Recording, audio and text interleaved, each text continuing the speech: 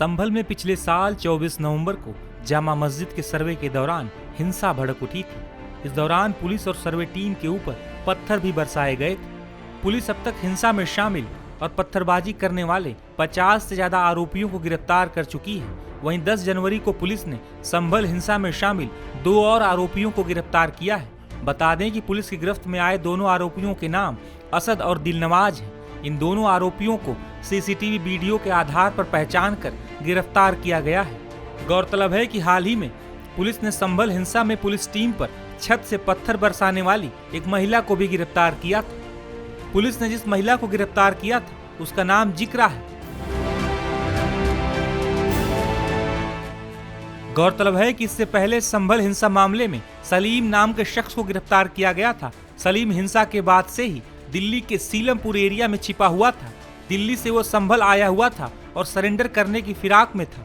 हालांकि उससे पहले ही पुलिस ने उसे अपनी गिरफ्त में ले लिया था। बता दें कि सलीम पर 24 नवंबर को हिंसा के दिन संभल सीओ अनुज चौधरी पर गोली चलाने का आरोप है। सलीम पर कई आपराधिक मामले भी दर्ज हैं। हत्या के प्रयास और लूट, गोकशी के मामले समेत इस पर 7 आपराधिक मुकदमे दर्ज हैं। विगत दिनांक 24 नवंबर को संभल क्षेत्र में हुई हिंसक घटना के फलस्वरूप अभी तक 51 अभियुक्तों की गिरफ्तारी की गई है। आज सलीम सनाफ रफीक निवासी मोहल्ला नाला निवासी कोतवाली संभल को गिरफ्तार किया गया है। इस अभियुक्त द्वारा हिंसा घटना में क्षेत्राधिकारी संभल पर फायरिंग की गई थी एवं पुलिस कर्मियों से उनके 5 कारतूस पंप गन के 12 बोर के लूट लिए गए थे। इस संदर्भ में अभियुक्त के कब्जे से लूटे गए 5 कारतूस 12 बोर के एवं साथ ही एक तमंचा 12 बोर, एक खोखा कारतूस 12 बोर भी बरामद किए गए हैं। यह अभियुक्त घटना के पश्चात सीलमपुर दिल्ली भाग गया था। तत्पश्चात कुछ दिवस पूर्व ही वापस लौटा था एवं सरेंडर के प्रयास में था।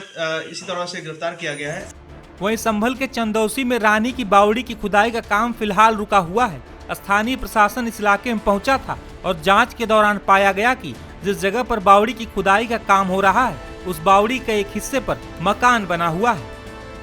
संभल के चंदौसी में मिले रानी की बावली की खुदाई को अभी रोका गया है। दरअसल ये आप देखेंगे, ये रानी की बावली का हिस्सा है जिसके ऊपर त्रिपाल डाला गया है और इसे कवर किया गया है। दूसरे तल पर कुछ क्षतिग्रस्त जो हिस्सा है बावली का वो नजर आया था और ऐसे में एएसआई ने अब इसे रोका है और कहा है कि जब तक कि उनकी आगे की आदेश नहीं होते, वो जांच नहीं कर लेते, तब तक आगे जो है इसकी खुदाई ना हो। और यहाँ पर कह रहे थे कि कुछ गैस भी निकला है, ऐसे में अंदर जाकर खुदाई करना इस वक्त जो है मुनासिब नहीं है। इसके अलावा अगर आप देखेंगे तो ये जो पीछे का मकान का हिस्सा है ये बावली के दूसरे तल के ऊपर बना हुआ है। यानी कि ये जो मकान बना हुआ है ये पूरे तरीके से प्रशासन ने बताया कि अवैध है और बावली के ऊपर इस मकान को बनाया गया है। यही कारण है कि प्रशासन ने अब इसे तोड़ने के आदेश दिए हैं।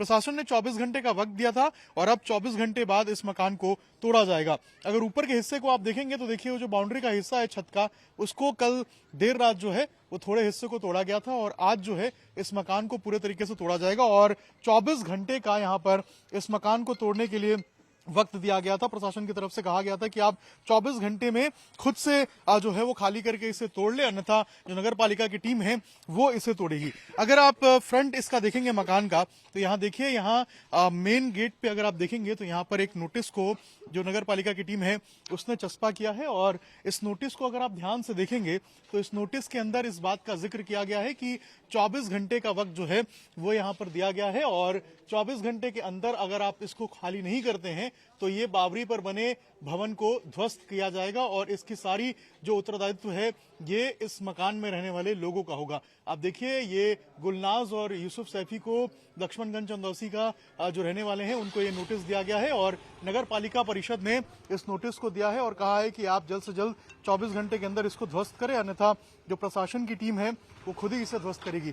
बताया जा रहा है कि ये जो मकान है, आप इसी में रहते हैं? नहीं, मैं तो मिलने आया था केवल। अच्छा। ये है अंदर है, मालिक अंदर है जी। तो ये कितना पुराना मकान है, कब बना था, कुछ पता है? इस बार मैं नहीं बताता, मैं आज ही मिलने आया हूँ इनसे केवल। अच्छा, तो आज क्या ये मकान टूटेगा क्या? नहीं पता नहीं, नोटिस लगा हुआ है यहाँ पर, बाकी वो अंदर बताएंगे। आप लोग क्या बात हुई कि वो तोड़ेंगे खुद से या फिर प्रशासन टूटेगी इसको? नहीं, ये मुझे कुछ इस बारे में कुछ नहीं बताता। कुछ जानकारी नहीं। सॉरी। देखिए लोग आ रहे हैं मिलने के लिए, लेकिन यही मकान है जिसको बताया गया है प्रशासन की तरफ से कि ये अवैध रूप से बनाया गया है और यही कारण है कि 24 घंटे का वक्त दिया गया है इसको तोड़ने के लिए। लेकिन बताया गया है कि आज जो है यहाँ पर जो ध्वस्तीकरण की कार्रवाई है वो यहाँ पर प्रशासन करते हुए नजर आएगी और जो पीछे का ऊपर का जो हिस्सा था कुछ उसको कल रात में तोड़ा गया है। आप देखिए यही वो पूरा बावली है। अब इस बावली को यहाँ पर ढक दिया गया है और कोशिश की जा रही है कि इस बावली को जो है वो ठीक से रखा जाए ताकि आगे जो है इसकी खुदाई हो सके।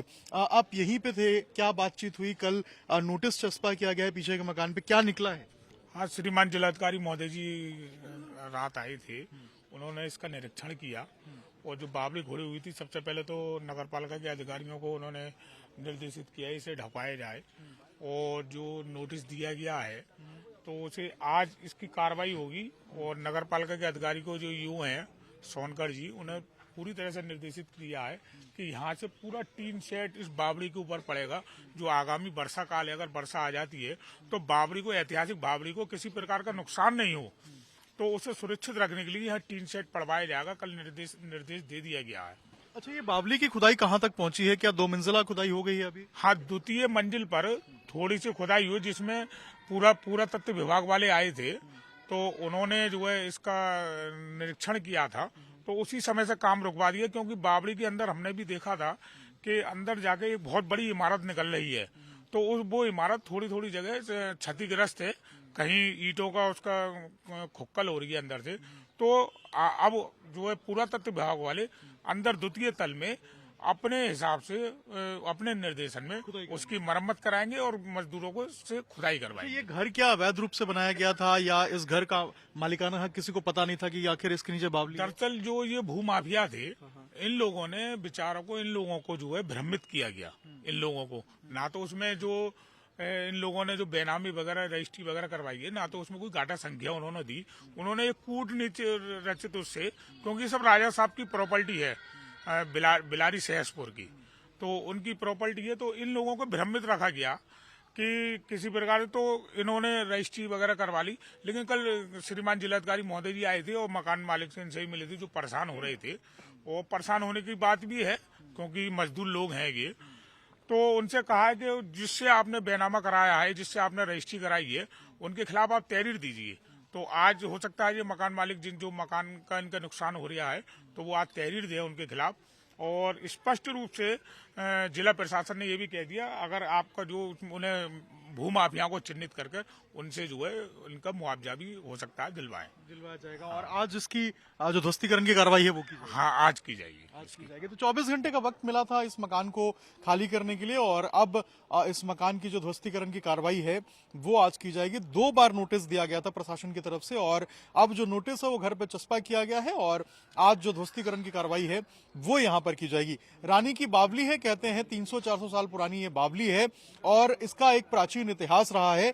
15 दिनों से इसकी खुदाई चल रही थी, लेकिन जैसे ही सेकंड फ्लोर पे ये पहुंचे, दूसरे तल पे पहुंचे, वहां पर एएसआई की टीम ने यहां पर खुदाई को रुकवा दिया क्योंकि अंदर जो स्ट्रक्चर्स था उसमें कुछ क्षतिग्रस्त इमारतें भी नजर आई थी। ऐसे में प्रशासन ने जब अंदर घुस के इसको देखा तो इसकी जो नीचे का हिस्सा है वो इस बिल्डिंग के नीचे आता है, यानी कि ये जो बिल्डिंग आप देख रहे हैं इसके नीचे आता है।